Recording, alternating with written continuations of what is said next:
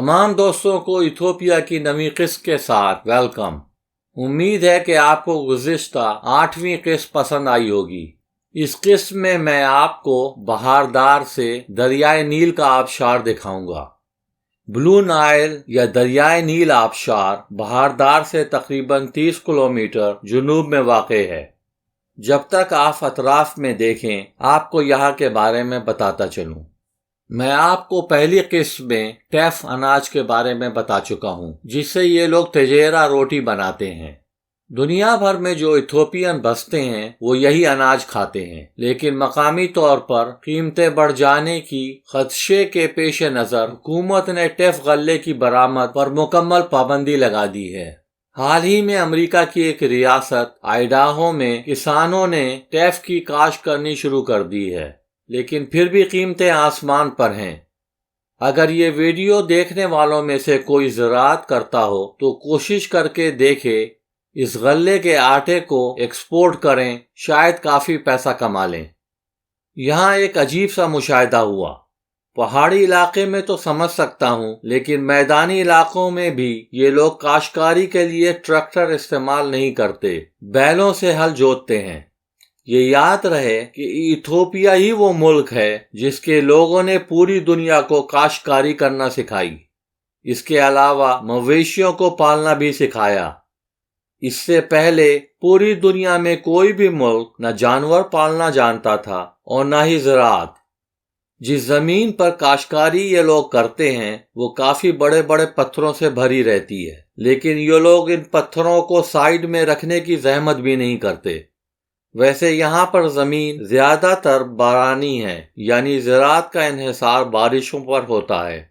यहाँ नहरें भी नहीं होती और ट्यूबवेल का भी रवाज नहीं। हाँ, कहीं कहीं हैंड पंप ज़रूर लगा होता है, जिससे हाथ से पंप करके मवेशियों को पानी पिलाया जाता है।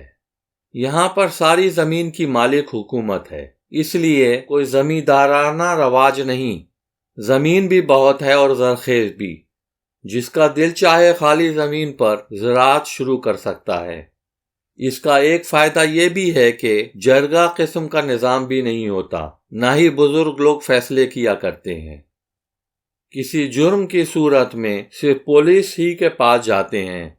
वैसे यहाँ की पुलिस मुझे ईमानदार लगी और रिश्वत जैसी बीमारी से उनको दूर पाया। यहाँ पर साल में सिर्फ 2 मौसम होते हैं, सर्दी गर्मी नहीं, बल्कि 6 महीना खुश्क और 6 महीना बारिश। बरसात के मौसम को शुरू होने में अभी 1 हफ्ता बाकी था, लेकिन इस इलाके में मेरे आने से 3 दिन पहले ही बारिशें शुरू हो गई थी। यहाँ के जंगल वैसे ही काफ़ी घने हैं, लेकिन बारिशों ने एकदम से हर तरफ हरियाली कर दी थी। सारे रास्ते अजीब किस्म की पहाड़ियाँ नज़र आ रही थीं। लगता था कि जैसे ज़मीन आसमान को अंगूठा दिखा रही हो। सड़क के किनारे पर तकरीबन हर 10वें घर में कच्ची शराब की भट्टी होती है। बाहर एक डंडे पर एक पीपा लगा देते हैं, जो इस बात की निशानदेही करता है कि इस घर पर रुकें और कच्ची शराब खरीद लें। आखिरकार हम लोग अपनी मंजिल मकसूद के करीब पहुंच गए।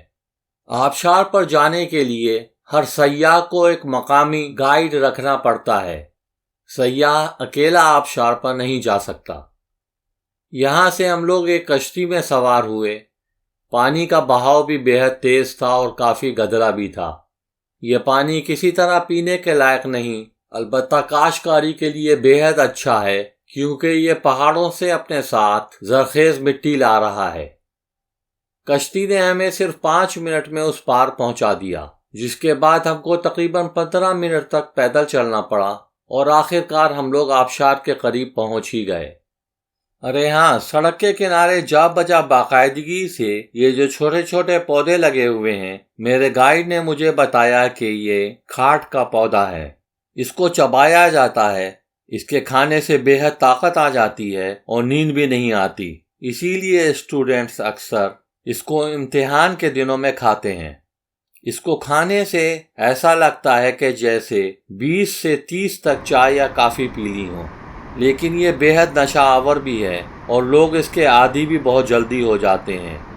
यहाँ पर खाट को उगाना गैर कानूनी भी नहीं है, اس کا اثر تقریباً ویسا ہی ہوتا ہے جیسے ہلکی سی کوکین لے لی جائے۔ میں نے 4 سے 6 پتے چبائے، نہ تو ان کا کوئی ذائقہ تھا اور نہ ہی کوئی اثر ہوا۔ گائیڈ نے مجھے بتایا کہ کچھ اثرات کے لیے کم از کم مٹھی بھر چبانا پڑتا ہے، وہ بھی کئی بار۔ چونکہ 6 مہینے سے خشک موسم چل رہا تھا، اس لیے پانی کافی کم تھا۔ بارشوں کے بعد یہ آبشار بے حد بڑا ہو جاتا ہے اور سیاحوں کا ہجوم بھی۔ یہاں کے مقامی لوگ اس آبشار کو تیس اسات کہتے ہیں، جس کے معنی ہے آگ کا دھواں۔ آگ تو میں نے نکلتی نہیں دیکھی، لیکن پانی دھواں ضرور بن رہا تھا۔ اس آبشار کے دھوئیں کی بدولت آپ اس علاقے میں میلوں دور بھی چلے جائیں تو ہر سانس میں نمی کا بے حد احساس ہوگا۔ یہاں پر تقریباً 10 سے 15 بچے مختلف ہینڈی کرافٹس بیچ رہے ہوتے ہیں۔ یہ بچے چمٹ ہی جاتے ہیں اور ہر طرح سے کوشش کرتے ہیں کہ کوئی ان کا سامان خرید لے، اور لوگ مجبوراً ترس کھا کر ان سے چیزیں خرید ہی لیتے ہیں۔ یہ اچھا سا خوبصورت پل حال ہی میں بنایا گیا ہے، پہلے یہ پل نہ تھا۔ بیچ میں چونکہ پانی کا بہاؤ بے حد تیز ہوتا ہے، اس لیے اس پار رہنے والے افراد کو اس طرف آنے میں کافی مشکلات ہوا کرتی تھیں۔